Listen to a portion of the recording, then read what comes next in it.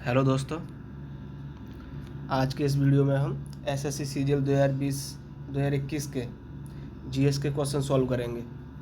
तो आज का जो पेपर लिया है हमने वो है 11 अप्रैल 2022 को जो हुआ था शिफ्ट 1 का पेपर। ठीक है, तो चलो इसे सॉल्व करते हैं। तो पहला क्वेश्चन है आपका, पूर्व Spanish footballer Antonio Lopez Habas Hero ICL 2020-21 में निम्नलिखित में से किस फुटबॉल टीम के कोच थे? तो इसका आंसर है एटी के मोहन बागान टीम के। तो ठीक है, याद कर लो इसे। एटी के मोहन बागान टीम के कोच थे एंटोनियो लोपेज हवास 2020-21 हीरो आईसीएल के दौरान। ठीक है, क्वेश्चन नंबर 2 सॉल्व करते हैं। अंतर्राष्ट्रीय मातृ पृथ्वी दिवस 2021 की थीम क्या थी? तो अंतर्राष्ट्रीय मातृ पृथ्वी दिवस 2021 की थीम थी restore our earth. Next question number 3, निम्नलिखित में से कौन द सीक्रेट ऑफ वेद पुस्तक के लेखक है? तो इसके लेखक कौन है? Shri Aurobindo. The secret of Veda पुस्तक के लेखक है श्री अरविंदो। क्वेश्चन नंबर 4 है आपका, लॉटरी रेगुलेशन एक्ट किस वर्ष में पारित किया गया था? तो इसका आंसर है 1998। लॉटरी रेगुलेशन एक्ट 1998 पारित किया गया था। ठीक है, क्वेश्चन नंबर 5, भारत के राष्ट्रीय चिन्ह को किस दिन अपनाया गया था? तो इसका आंसर है भारत का राष्ट्रीय चिन्ह 26 जनवरी 1950 को अपनाया गया था। ठीक है, क्वेश्चन नंबर 6, निम्नलिखित में से किस राजपूत शासक ने 1191 के तराइन के प्रथम युद्ध में मोहम्मद गौरी को हराया था? इसका आंसर पृथ्वीराज चौहान। तो पृथ्वीराज चौहान ने 1191 में तराइन के प्रथम युद्ध में मोहम्मद गौरी को हराया था। अगला क्वेश्चन लेते हैं, क्वेश्चन नंबर 7, निम्नलिखित में से कौन सा कथन सही है? तो सकल घरेलू उत्पाद जीडीपी का आकलन करते समय केवल विपणन की गई वस्तुओं पर विचार किया जाता है। ये ऑप्शन अ है। ऑप्शन ब है आपका, एक महिला द्वारा अपने घर पर किया गया कार्य सकल घरेलू उत्पाद के दायरे से बाहर है। ये ऑप्शन ब है। और आपका ऑप्शन स है, सकल घरेलू उत्पाद का अनुमान लगाने में केवल अंतिम वस्तुओं और सेवाओं पर विचार किया जाता है। ये आपका ऑप्शन स है। और आपका ऑप्शन द है, उपरोक्त तीनों सही हैं। ठीक है, उपरोक्त तीनों सही हैं, तो यही ऑप्शन आपका सही है। आपके ऑप्शन जो अ ब स तीनों ही ऑप्शन सही हैं। ठीक है, जो इनमें कथन दिया है वो सारे सही हैं। अगला क्वेश्चन है क्वेश्चन नंबर 8, क्या उपशमन की कोटि या तीव्रता को कम कर रहा है या समाप्त कर रहा है? तो आपको इसका आंसर देना है। तो इसका आंसर है उपशमन, अबैटमेंट। तो उपशमन प्रदूषण की कोटि या तीव्रता को कम कर रहा है या समाप्त कर रहा है। ठीक है, अगला क्वेश्चन पे चलते हैं, क्वेश्चन नंबर 9, घटम क्या है? तो आपको बताना है कि घटम क्या होता है। तो बड़े आकार वाला संकीर्ण मुंह का मिट्टी का बर्तन जिसका उपयोग तबले के रूप में किया जाता है उसे घटम कहते हैं। तो क्लियर है ना? घटम क्या है? बड़े आकार वाला संकीर्ण मुंह का मिट्टी का बर्तन जिसका उपयोग तबले के रूप में किया जाता है। ठीक है, अगला क्वेश्चन में चलते हैं, question number 10, which of the following is an indirect tax in India? तो इसमें आपसे पूछा है कि अप्रत्यक्ष कर कौन सा है। 4 ऑप्शन दिए होंगे, उनमें एक ऑप्शन ये था goods and service tax, GST. तो जीएसटी एक अप्रत्यक्ष कर है, इनडायरेक्ट टैक्स है।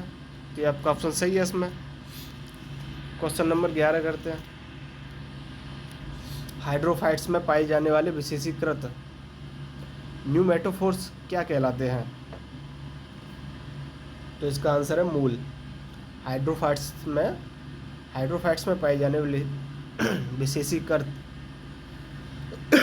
सॉरी दोस्तों, हाइड्रोफाइट्स में पाए जाने वाले विशेषीकृत न्यूमेटोफोर्स मूल कहलाते हैं।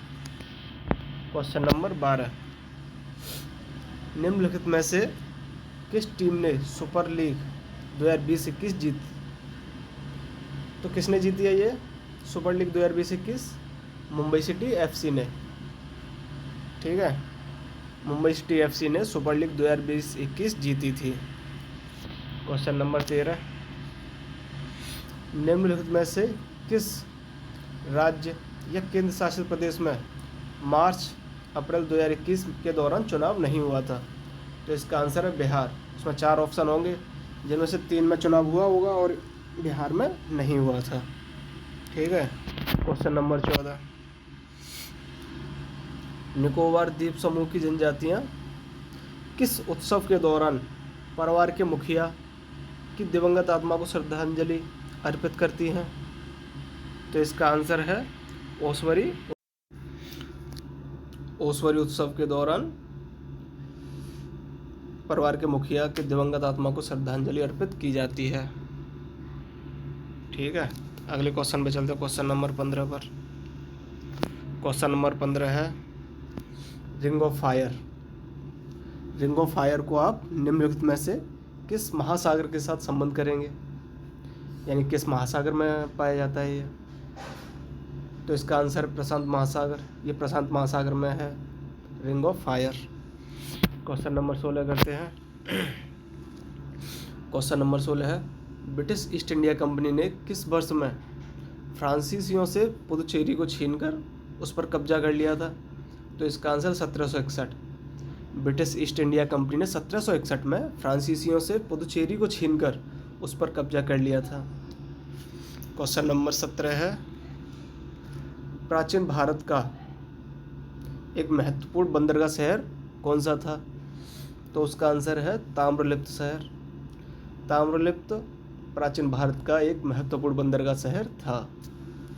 क्वेश्चन नंबर 18 चलते हैं।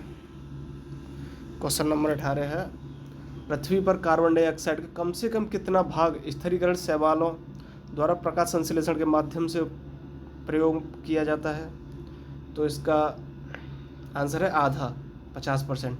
ठीक है, पृथ्वी पर कार्बन डाइऑक्साइड का कम से कम 50% भाग यानी कि आधा भाग स्थिरीकरण शैवालों द्वारा प्रकाश संश्लेषण के माध्यम से उपयोग किया जाता है। ठीक है, क्वेश्चन नंबर 19 पर चलते हैं। केंद्रीय बजट 2021-22 में पिछले वर्ष की तुलना में स्वास्थ्य और कल्याण के आवंटन में कितने प्रतिशत की वृद्धि की गई थी? तो इसका आंसर है 137%। तो आपसे इसमें केंद्रीय बजट 21-22 की पूछ रहा है, तो आप इसका आंसर कर देंगे कि स्वास्थ्य और कल्याण के आवंटन में 137% की वृद्धि की गई थी। ठीक है, अगला क्वेश्चन करते हैं 20।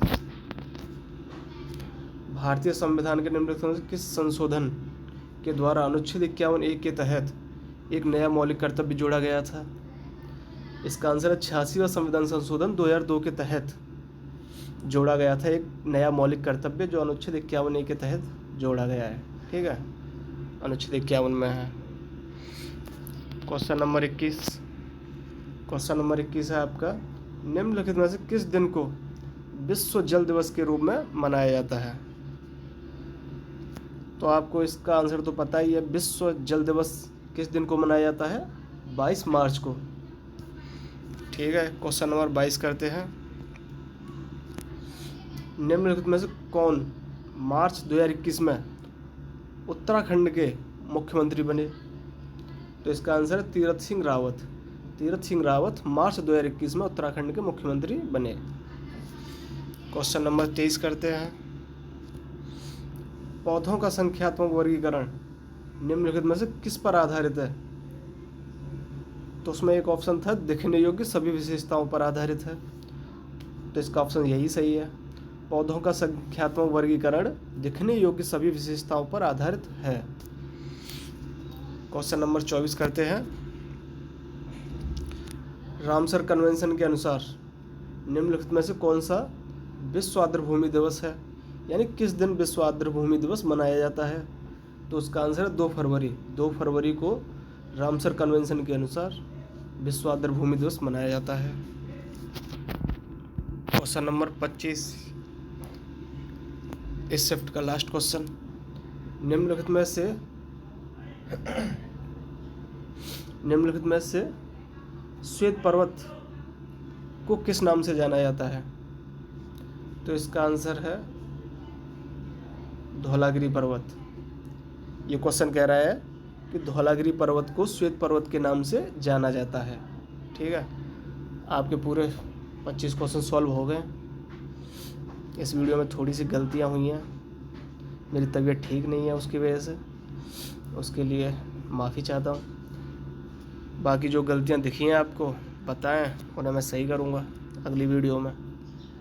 और इस चैनल को सब्सक्राइब करें, और सब्सक्राइब करने के बाद अपने दोस्तों को भी शेयर करें और उन्हें भी कहें कि इस वीडियो को आगे पहुँचाएँ। ठीक है, थैंक यू।